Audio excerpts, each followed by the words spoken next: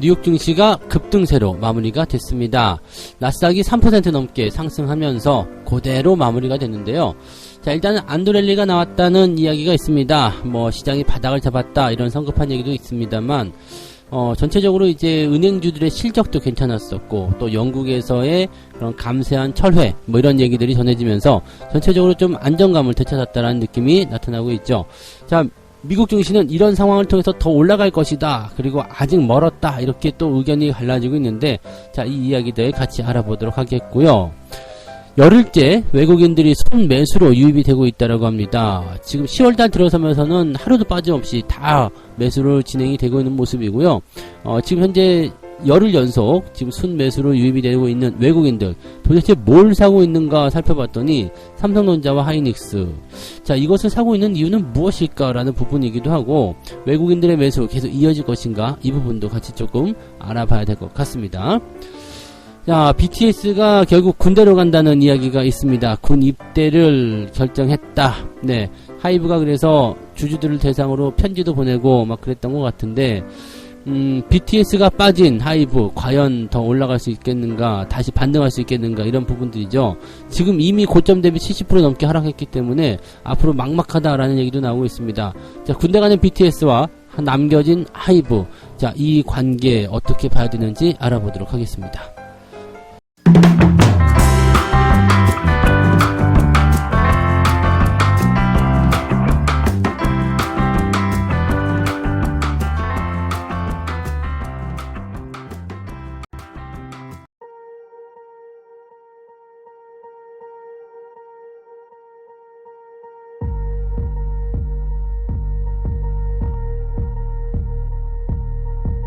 네, 반갑습니다. 오늘은 10월 18일 화요일입니다.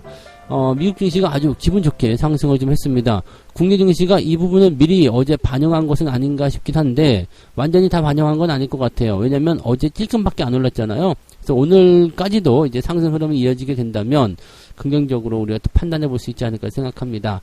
다우지수나 나스닥이나 둘 다 오늘 양봉 흐름으로 쭉 진행이 됐는데 갭 상승을 하고 나서 그 흐름을 그대로 이어갔다는 게 굉장히 중요합니다. 다우지수도 1% 넘게 상승했고 나스닥도 3% 정도 이제 갭 상승하면서 시작이 됐는데 그 이후로 그냥 계속 진행이 된 거예요. 그러니까 쭉 이렇게 뭐 상승 기조가 유지가 됐고 뭐 그 간의 이제 변화는 크지 않았다고 보시면 될 것 같습니다. 즉 이제 시장 상황을 보게 되면 나스닥이 급등 이후에 급락을 했었죠. 급락했다가 지금 다시 급등을 하게 된 건데요. 급등, 급락, 급등 이렇게 되어 있는데 이 사이에서 막 그냥 한 지수가 한 3% 넘게씩 변동성이 나타났죠. 지난 목요일 같은 때 장중 변동성이 5%, 그 다음에 금요일 같은 때는 장중 변동성이 3%대. 지금 오늘 같은 경우도 그냥 오늘 변동성은 별로 없었죠. 근데 바로 땡겨가지고 3% 이상 올라갔습니다. 그러니까 팔아먹은 사람들 입장에서는 다시 살 수 있는 기회를 안 줘버린 거죠. 떨어뜨려 놓고 그냥 바로 갭으로 3% 띵겨버리니까 이거 뭐 따라갈 수가 없죠. 그냥 이 쳐다만 봐야 되는 그런 상황이 좀 된 거 아니겠습니까? 그래서 이렇게 투자자들을 띄워놓고 올라가는 그런 형태의 모습이 나타나면서 미국 증시가 이제 제대로 된 상승을 준비하는 것 아니냐, 이제 바닥 잡은 거 아니냐 이런 식의 얘기가 나오고 있습니다. 그래서 과연 그런 것들이 맞는 것인지 좀 알아봐야 되겠죠. 자, 재료를 좀 살펴보게 되면 기업들의 일단 실적, 이게 중요하게 나왔습니다. 자, 3분기 실적이 예상보다 좋게 나왔다. 이거 예상을 해드렸었죠. 자, 기업들의 그 어닝, 실적에 대한 컨센서스요. 예상치를 밑으로 확 내려놓은 상황이었기 때문에 이 상황에서 지금 기업들이 조금만 잘 나오게 되면은 바로 어닝 서프라이즈 이거 나온다고 그랬잖아요. 자, 뱅크 오브 아메리카가 지금 이자 수입과 채권 수익 증가에 예상치를 웃도는 순이익과 영업 수익을 발표했다. 회사의 주가가 6% 이상 올랐다. 이렇게 나와 있고요. 뉴욕 멜론은행도 예상치를 웃도는 실적을 발표했다. 주가가 5% 이상 상승했다. 라고 되어 있습니다. 예상치를 웃도는 실적을 발표했다. 이것만큼 좋은 소식이 없어요. 우리는 이 정도 예상했는데 더 많이 올라갔네. 수익 더 많이 났네. 이번에는 100만원 밖에 못 벌 것 같았는데 이번에 200만원 벌어버렸네. 이렇게 얘기가 나와버리면은 네, 정말 잘하는 애인가 보다. 이렇게 나올 수밖에 없거든요. 그러니까 그 내용을 좀 보셔야 되는 거예요. 그러니까 이 기업들의 이런 실적 추정치를 미리 낮춰놨다라는 것은 이런 효과를 가지고 있다라는 것. 즉, 증시가 바닥권에 들어갔을 때 이런 효과는 더 크게 나타난다는 거, 이런 것들도 같이 좀 살펴볼 필요가 있겠죠. 자, 기업들 실적 괜찮잖아! 라는 얘기가 일단은, 투자자들에게 들어갔을 거라 생각되고요. 또 한 가지, 영국발 뉴스. 영국이 지금 감세안의 대부분의 감세안의 내용을 대부분 철회했다라고 되어 있습니다. 9월 23일 날 내놓은 감세안의 내용을 대부분 철회. 이렇게 되면서 영국 국채 금리가 급락을 하게 되고 파운드화가 급등세를 보였습니다. 자, 이렇게 되면서 영국의 어떤 금융시장의 불안감 이런 것들이 조금 일단락되는 모습이었고, 그러면서 이제 전체적으로 글로벌 경제에 좀 좋은 영향을 줬다라고 되어 있죠. 자, 일단 파운드화가 급등을 하게 되면서 달러 인덱스도 같이 떨어지는 모습이 나타나게 된 거죠. 자, 그리고 미국의 10년물 국채 금리가 장중 4% 아래로 떨어졌다. 그리고 2년물 국채 금리도 4.49%까지 밀렸다. 물론 아직까지 장단기 금리 차이는 역전되어 있네요. 그렇지만 이 장기 국채 금리가 아래로 떨어지고 있다는 부분, 그러면은 시장에 더 민감하게 반응하는 단기 국채 금리도 빠르게 떨어질 수 있다라는 거, 뭐 이런 정도의 얘기가 나오겠죠. 그러니까 시장의 불안감은 다소 완화되고 있는 듯한 느낌이다라고 보시면 되겠고, 시장을 바라보는 관점에서의 어떤 재료들은 상당히 좀 긍정적으로 풀이가 되고 있다라고 보시면 되겠습니다. 뭐 이런 것들 나와 있으니까 실질적으로는 이제 시장에 대한 관점들이 그렇게 나쁘지 않겠구나라고 생각되는 부분이고요. 경제 지표는 조금 나쁘게 나왔어요. 네, 엠파이어 스테이트 제조업 지수가 예상치보다 더 많이 나쁘게 나왔더라고요. 근데 경기가 안 좋다 그러면은 긴축도 조금 줄어들 거 아니냐, 이런 식으로 투자자들이 생각해 버리는 것 같아요. 그래서 제조업 지표가 나쁘다고, 경제 지표 나쁘다고, 오케이. 자, 연준 니네 어떡할래? 이렇게 지금 얘기가 되는 상황이죠. 그러니까 그렇게 되면은 오히려 또 이것도 악재를 호재로 만들어버리는 상황이 될 수가 있기 때문에 분위기는 지금 아무도 못 말려 같은 상황이 좀 됐다 보셔야 될 것 같아요. 자, 시장 전문가들은 어떻게 봤을까? 시장은 지난 몇 주간 여러 차례 반등을 시도했지만 모두 실패했다. 지난주 목요일에 인상적인 반등은 과도한 비관론이 시장의 가격에 반영됐다는 점을 고려할 때 안도랠리가 임박한 거 아니겠느냐. 그동안 반등은 계속 실패를 했었는데 이번에는 좀 인상적으로 등락폭을 거듭하면서 변동성이 나타나고 있고, 또 이런 부분들은 이제는 바닥이라는 신호를 더 확실해지게 만들어준 거 아니냐, 이런 식의 얘기가 나온 거죠. 자, 지금은 기관 투자자들이 관망세를 유지하고 있지만 개인들은 7주 연속 순자금의 유입을 기록하고 있고 저가 매수에 나서고 있다.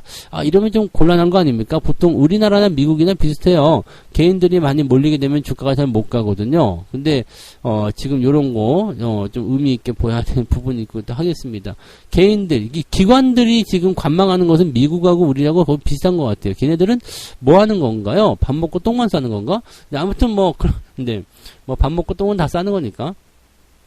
아무튼 관망세를 계속 유지하고 있다라는 거, 이거라고 생각하시면 되는 거고, 개인 투자자들이 연속 매수하고 있다. 우리나라는 좀 다르죠. 우리는 지금 외국인들의 매수가 들어오기 시작했고, 미국은 개인 투자자들의 매수가 들어오기 시작했다. 누가 이길 것인지는 봐야 되겠지만, 네, 개인 투자자들이 연속으로 들어온다는 것은 약간은 조금 불안한 요소이긴 하겠습니다. 자, 다른 사람 입장을 한번 들어보게 되면 경제와 실적에 드리워진 계속되는 불확실성을 고려할 때 시장에 추가 하락할 것으로 예상된다라고 얘기하는 사람도 있어요. 우리는 아직 바닥을 보지 못했다. 네. 이거 맞는 얘기예요. 바닥을 보지 못했어요. 왜냐면 바닥은 지나간 다음에 드러나거든요. 그러니까 지금 바닥을 보지 못했다. 지금이 바닥이다라고 이 사람은 과연 얘기할 수 있을까? 과연 얘기 못한다는 얘기죠. 주가가 계속 더 떨어진다. 오케이, 또 떨어질 수도 있어. 그러면 네가 얘기하는 바닥을 보고 바닥이다라고 얘기하는 건 언제냐? 모르는 거지. 주가가 올라가야지만이 바닥이라는 게 드러나기 때문에 지금 이 이야기 자체도 사실 의미가 없어요. 시장이 이제 다 악재 반영해서 올라갈 것이다, 이제 좋아질 거야 라고 얘기하는 것도 사실 의미가 없고, 바닥이다, 바닥이 아니다, 이건 논란 자체가 의미가 없어요. 소모성 발언이라고 보시면 되겠습니다. 시장이 일단은 올라가야 돼요. 시장이 올라가야 되고, 지금 현재 중요한 것은 오늘의 분위기는 그래도 긍정적으로 마무리가 되었다. 그리고 긍정적인 시각들이 많이 들어오고 있다라는 것만 판단하시면 된다는 얘기죠. 자, 바닥인지 아닌지는 지나고 나서 판단을 해야 될 이야기고, 지금은 일단 시장이 거기에 맞는 흐름들을 보여주고 있다. 바닥인 것 같은 느낌, 또 주가가 추가적으로 올라갈 것 같은 느낌, 이런 뉘앙스를 풍기고 있는 것이다 라고 보시면 되는 거죠. 좋으면 일단 된 거 아닌가 생각이 좀 드는 부분입니다. 참고하시고요. 두 번째 이야기 넘어갑니다. 자, 우리나라 주식, K주식, 쌀 때 사자, 외국인들이 열을 때 줍줍 하고 있다. 어떤 종목 담았을까? 앞서서 말씀드렸듯이 삼성전자와 하이닉스를 가장 많이 샀어요. 네, 삼성전자만 거의 1조 가까이 매수가 됐네요. 하이닉스는 7,500억 외국인들이 산 거예요. 네, 지난 열흘 동안. 네, 그래서 삼성전자는 9,600억, 하이닉스는 7,500억 이렇게 사들였대요. 어마어마하게 사들였는데 거의 근데 이 두 종목에만 집중이 되어 있어서 약간 쏠림 현상 아닌가 싶은 생각도 좀 들어요.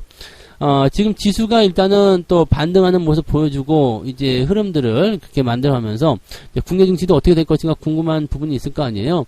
근데 사실은 이제 외국인들이 매수를 계속하고 있는 동안에는 국내 증시는 사실 걱정할 건 별로 없어요. 뭐 등락을 만들어낼 수도 있겠습니다만 외국인들이 매수를 계속 해주고 있어? 그렇다는 것은 대형주의 매수가 계속 들어오고 있어 라고 생각하시면 되는 거거든요.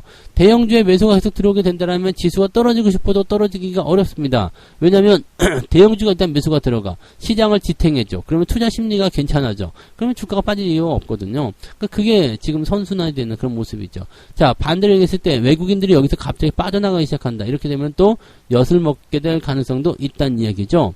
자, 지금 외국인들이 매수가 들어오는 것은 공매도 환매에 대한 부분일 수도 있고 일시적인 매수가 있을 수도 있단 말입니다. 그래서 이 수급의 동향이 계속 이어질 것인지에 대한 부분들을 반드시 체크해야 되는데, 자, 이것이 계속 이어지려면 외국인들도 바닥이라는 확신이 있어야 되겠죠. 그러려면 기관이 뒷받침해줘야 되는데 우리나라 기관들은 뒷받침해주고 싶은 생각이 없어요. 그렇기 때문에 이 외국인들의 순매수가 연속적으로 이어지고 있을 때 계속 불안하다, 이런 느낌을 조금 가질 수밖에 없다라고 생각하셔야 되겠죠. 자, 어쨌건 지금은 악재가 계속적으로 생산이 되고 있고 악재가 뭐 툭 튀어나오기도 하고 갑자기 호재로 바뀌기도 하고 아주 변동스러운 그런 시기입니다. 하지만 지수가 너무 많이 내려갔다는 이런 이야기 때문에 현재로서는 이제 주가에 대한 포인트가 매력적이다라는 이야기를 하고 있다고 합니다. 지금 달러로 환산을 했을 때 코스피 지수가 2021년 6월 최고점 2225포인트였다라고 되어 있는데 이때는 우리가 3300포인트였죠. 근데 이걸 달러로 환산해서 기준을 잡아보니까 외국인들 입장에서는 달러 환산으로 봐야 될 거 아니에요. 그죠? 그러니까 그때 시점이 2225포인트. 그 다음에 지금은 이제 48% 정도 하락을 했다라고 되어 있습니다. 와, 1년 4개월 만에 지금 증시가 48% 빠진 거라고 되어 있는 거네요. 48%. 와, 증시가 48% 빠졌으면은 여러분 계좌는 마이너스 30% 정도만 나와도 사실은 박수 받아야 되는 그런 계좌라고 보시면 되겠어요. 어마어마한 부분이네요. 자, 그 다음에 이 부분에서 지금 계속 떨어지고 있어가지고요. 현재 시점에서는 이제 코스피 지수가 1174포인트. 달러 기준입니다. 그러니까 우리나라 이 1174포인트 정도면은 한 2000, 지금 지수죠. 2200포인트. 그 정도고요. 외국인들이 이제 코스피에 주요하게 진입을 했었던 그런 레벨이라고 봐야 되는 그런 포인트가 1200포인트. 이거는 달러 환산 지수니까 이제, 왜 달러 환산 지수인지 모르겠는데, 아무튼, 우리가 알아듣기 쉽게 얘기하면은 코스피 지수 기준으로 2300포인트가 외국인들이 진입하던 시점이었다라고 보시면 되겠습니다. 이 코스피 기준의 2300포인트, 여기 수준 아래로 밑들고 있기 때문에 이렇게 생각하면 외국인들이 매수하기에 충분한 매력이 있는 상황으로 받아들일 수밖에 없다. 자, 한국 주식의 가격이 충분히 저평가됐다라는 느낌을 받을 수 있다라는 얘기가 되겠죠. 즉, 주가가 많이 내렸다고 해서 무조건 주가가 올라간다 이렇게 판단할 건 아니겠습니다만, 그래도 이 구간에서는 외국인들이 매수를 해볼만 하다라는 생각을 하게 될 테고, 매수가 들어온다고 해서 주가가 바로 또 올라가는 것도 아니죠. 그래서 어느 정도 매집의 기간이 필요하고, 실제로 외국인들의 수급을 살펴보니까 매집이 들어가고 있고, 자, 그러면은 충분히 배경적인 부분이 만들어진 거죠. 여기서 뭔가 재료적인 흐름이 좋게만 만들어지게 된다면, 긍정적으로 좀 끝만 도와준다라면 흐름이 조금 더 강해질 수 있겠다라고 생각을 해보실 수 있을 것 같습니다. 그래서 이 외국인들의 매수 매력도가 높아진 바로 현재 시점을 관심 있게 봐야 되고, 또 외국인들이 가장 많이 사고 있었던 삼성전자, 하이닉스 그리고 그 외에 대형주들에 대한 입장들이 지수를 끌어올리는 중요한 역할을 해줄 수 있다는 것을 참고를 해봐야 될 것 같습니다. 이 내용들이 매우 중요한 사항이다라는 것을 꼭 여러분들이 참고하셔야 될 것 같고요. 외국인들의 수급 동향, 지금 현재 시장에서 제일 중요한 포인트다라는 것을 절대 잊으시면 안 되겠습니다. 자, 세 번째 이야기 넘어가도록 할게요. 결국 군대로 떠나는 방탄소년단, 하이브는 어떡하냐. 이거 약간 암울하겠죠. 네. 지금 상장하고 나서 2년째 됐는데 하이브의 주가가 내림세를 계속 이어가고 있다. 지금 고점 대비 마이너스 75%라고 하네요. 이제 하이브가 주가가 이제 성장할 수밖에 없었던 그 이유, 성장해 왔었던 이유, 이거 BTS 때문이죠. 방탄소년단이 이제 막대한 그런 돈들을 벌어들이면서 하이브의 주가를 끌어올렸던 모습이 좀 있었고요. 물론 이제 중간중간에 하이브의 주식을 팔아먹었다라는 소식도 전해지긴 했습니다만, 뭐 그렇게까지 큰 영향은 아니었을 거라 생각합니다만, 그래도 하이브 진짜 많이 내렸네요. 지금, 네, 75%, 네, 75%. 역대 최고가가 작년 11월 17일이래요. 11월 17일 날, 역대 최고가 42만 1,500원 대비해서 약 75% 정도 급락한 상태. 요즘에 뭐 마이너스 70%가 유행인가 봐요. 카카오도 70% 넘어갔죠. 70%가 뭐 한 80% 정도 되는 것 같은데, 카카오도 그렇게 떨어졌지. 지금, 웬만한 것들은 다 70% 넘어가는 그런 것들 많은 것 같아요. 게임주들도 그렇게 떨어진 거 많죠. 그러니까 지금 시장 자체가, 아까도 말씀드렸죠. 코스피가 마이너스 48%, 고점 대비, 마이너스 48% 떨어졌는데, 종목들 70% 떨어진 거 뭐 있을 수 있는 얘기 아니냐? 그렇죠. 뭐 전혀 새로운 게 아닙니다. 근데 이렇게까지 떨어진 상태에서 과연 버티는 사람들이 있겠는가라는 생각도 들기도 합니다. 근데 꼭 우리가 아셔야 되는 것은 마이너스 70%가 나오더라도 시장이 돌아서서 분위기만 잡아주면 이런 것들도 전부 다 수익으로 바뀔 수가 있어요. 근데 지금 하이브에 대한 경우는 조금 다르겠습니다. 어떻게 보면 카카오보다 더 암울한 것 같아요. 왜냐면 하이브에게는 방탄소년단밖에 없다고 보시면 될 것 같아요. 물론 다른 멤버들도 있긴 있어요. 근데 저는 잘 모르는 멤버들이죠. 네, 지금 보면은 네, 세븐틴, 투모로우 바이 투게더, 그 다음에 여기도 있고요. 그 다음에 르세라핌, 뉴진스 이런 네 그룹들이 있대요. 근데 잘 모르죠. 이게 이 방탄소년단은 사실 소년 아이들부터 뭐라 할까요? 나이가 많이 드신 분들, 네, 그런 분들, 노인분들까지도 다 알잖아요. 방탄, 그러면 다 알잖아. 저 같은 경우에 이제 좀 늦게 알았죠. 그래서 옛날에는 방탄소년단 뉴스에 나올 때, 어디서 테러가 일어났다고? 그랬던 적이 있었는데, 아무튼, 이 부분들이, 다 아는 국민적인 어떤 그런 아이콘이잖아요. 근데 지금 이제 새롭게 나오는 부분들이, 지금 소속되어 있는 이 아티스트들이 성장을 해서 막 인기를 끌어서 이제 막 좋아질 수 있어요. 하지만 중요한 거는 지금 시작이라는 거죠. 방탄소년단은 지금 뭐라 그럴까요? 이미 완성된 틀이라면 여기는 지금 성장해야 되는 부분이기 때문에 실적이 발생을 하고 성장이 발생을 한다고 하더라도 실질적으로는 이 아티스트들이 실적에 대한 부분들을 얼마만큼 해주기가 어렵다는 얘기죠. 그러니까 기대에 대한 부분들이 그렇게 많지가 않다는 얘기죠.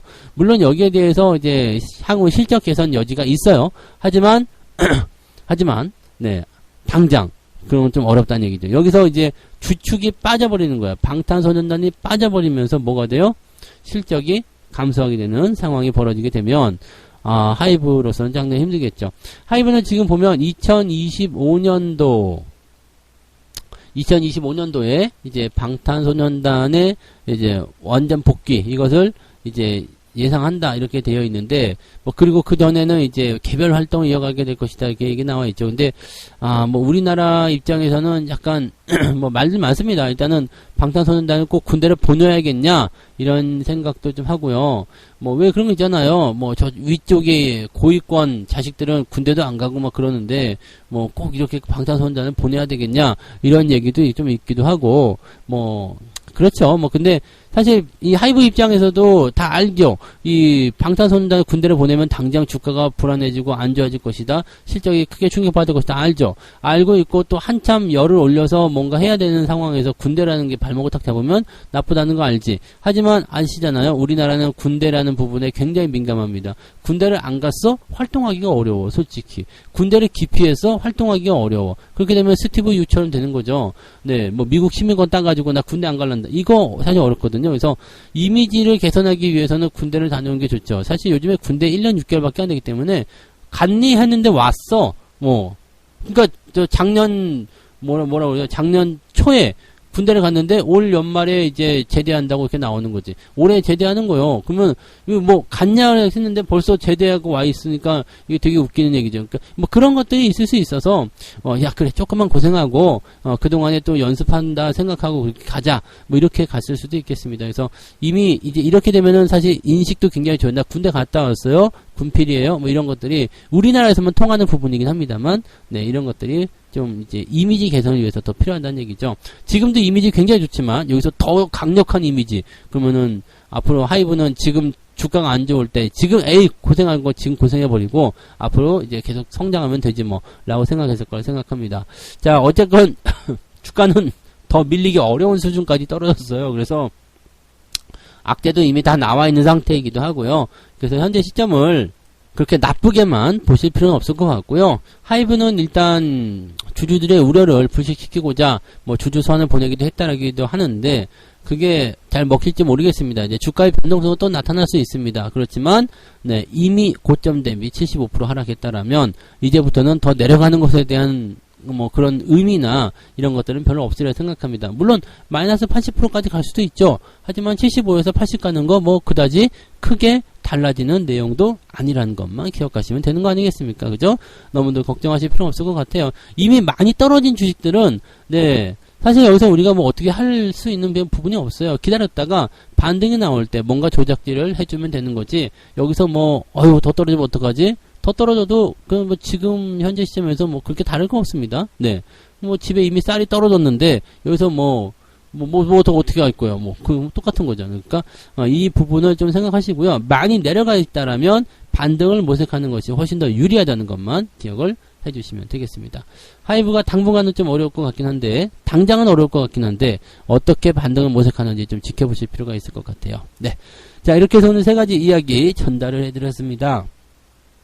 나스닥은 안도랠리를 통해서 3%대 급등을 보여줬고요. 전체적으로 분위기가 아주 좋긴 합니다. 근데 특징적인 것은 개인들을 떨궈내고 갭으로 튀어 올라가면서 못 쫓아오게 만들어줬다라는 거. 이게 제일 중요한 포인트였던 것 같아요. 그래서 시장이 이제 진짜 바닥으로 들어가는 것 아니겠는가라는 생각이 좀 들기도 하고요. 열흘째 외국인들이 순매수로 유입이 되고 있으면서 삼성전자와 하이닉스를 가장 많이 사들였습니다. 이게 시작이 될 수 있어요. 네, 대형주를 통해서 주가 반등, 안정화를 꾀하고 그 다음에 쭉 끌고 넘어가는 모습이 나타날 수 있다. 근데 여기서 아쉬운 거는 기관들이 좀 붙어주면 좋은데 그게 안 들어왔다는 거가 되겠죠. 네. 자, 세 번째, 군대 가는 BTS. 네, 별 수 없지 뭐. 군대를 가야 되면 가야 되는데 군대를 다녀와서 네, 더 좋은 활동 이어가면 되는 거고 문제는 이제 군대를 떠났을 때 하이브의 이제 실적이 어떻게 될 것이냐인데 뭐 그래봤자 1년 반 길면 2년입니다. 근데 이 기간 동안에 이제 하이브가 어떤 식으로 이제 주가를 방어할 것인가 이게 제일 중요한 부분이 되겠죠. 지금 현재 있는 아티스트들은 이제 성장하고 있는 과정이기 때문에 당장 BTS를 대신하기 좀 어려워 보인다. 뭐 그렇다고 해서 뭐 굶거나 그러진 않을 거예요. 그러니까 주가 수준도 자연스럽게 현재 시점에서도 뭐 마이너스 70% 이상 빠졌기 때문에 자연스럽게 바닥을 다지면서 유지가 되어가는 형태로 가지 않을까 생각되고요. BTS가 이제 2025년도 다시 합체를 해가지고 이제 군대 의무를 다 마치고 진행할 거다라고 되어 있기 때문에 그렇게 된다라면은 또 그때쯤 되면은 하이브가 바닥에서부터 뭔가 준비가 된 상황이라면 또 올라갈 수 있는 상황이 좀 되겠죠. 당장은 좀 어려울 수 있겠습니다. 근데 오히려 뭐 현재 많이 떨어진 상태라서 더 많이 빠질 것 같다 이런 부분들은 지금 크게 위협되지 않을 것 같다 생각이 좀 드네요. 그래서 그런 부분들 참고하시면 되겠고요. 근데 이제 본전 찾는 것은 조금 어렵지 않을까? 당장은 어려울 것 같다 생각이 좀 드네요. 참고하시고요. 어차피 근데 카카오 같은 경우도요, 지금 70% 넘게 하락한 주식들 같은 경우는, 특별한 어떤 이슈나 호재가 있지 않은 이상은 당장 네, 회복하기는 어렵다고 보셔야 돼요. 뭔가 조작을 좀 해줘야 됩니다. 물타기라든지 뭐 흐름을 맞춰서 대응하셔야 되기 때문에 이런 것들은 네, 충분히 알고 계시면 좋겠네요. 네, 책 한 곡 읽고 마무리하겠습니다. 내가 아는 바로는 그는 지금도 기다리고 있다. 그의 동료들이 정액투자법을 이용해서 돈을 2배 혹은 4배로 불리는 동안 그는 화를 내며 구석에 서서 스치고 지나가는 시장을 구경하고 있을 뿐이다. 아, 이거는 강 세장이 오면은 정말로 많이 보는 이야기 중에 하나입니다. 왜 이런 거 있잖아요. 나는 더 좋은 기회를 잡을 거야. 그러면서 주식을 팔아요. 근데 지금 미국 증시가 딱 그렇죠. 금요일날 주가가 폭락했어. 아, 더 이상 안 되겠다. 다 털어버렸어. 근데 이렇게 갭으로 팡 튀어 올라가 버리면 화가 나죠. 열받아 버린다. 팔았더니 또 이렇게 됐어? 라고 얘기가 되는 거고, 다시 살 수 있는 기회가 안 와버리거든요. 이렇게 되면은 정말 화를 내면서 구석에 서 있을 수밖에 없는 상황이 됩니다. 시장에 어떤 식으로든 계속 참여하고 있어야 돼요. 그래야지 여러분들이 더 좋은 기회를 꼭 거머쥘 수가 있을 겁니다.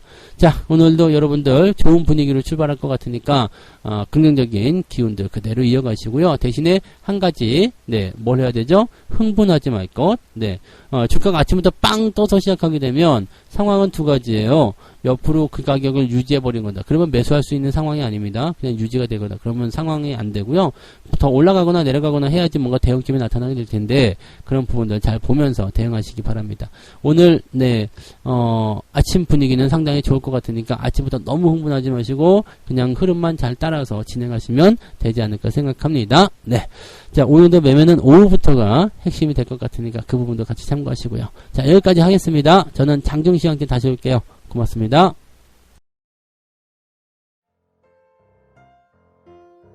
본 방송에서 제공되는 모든 정보는 투자 판단의 참고 자료이며 투자의 최종 책임은 본 방송을 이용하는 본인에게 있습니다.